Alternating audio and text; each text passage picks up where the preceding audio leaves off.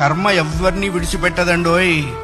ఒకవేళ భగవంతుడైనా కాస్త ఎక్స్క్యూజ్ చేస్తాడు, కొంచెం కన్సెషన్ ఇస్తాడు, కొంచెం ఎగ్జంప్షన్ ఇస్తాడు.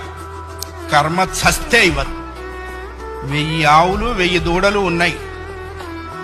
దూడల కట్లు విప్పాం. ఏ దూడ దాని దగ్గరికి వెళ్ళి దాని తల్లి దగ్గరికి వెళ్ళి సరిగ్గా ఆగుతుంది. కర్మ కూడా అంతే.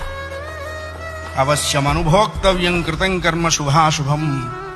వండిన అన్నం తినలేకపోవచ్చు, చేసుకున్న కర్మని అనుభవించక తీరదు. చాలా మంది కొన్ని అనవసర మాటలు మాట్లాడుతుంటారు. బ్రతకదలుచుకోలేదు, చచ్చిపోదాం అనుకుంటున్నా.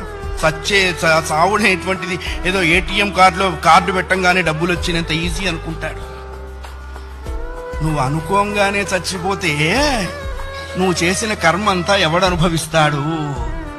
కర్మానుభవం అనుభవించడం కోసమైనా అది నిన్ను బ్రతికిస్తుంది.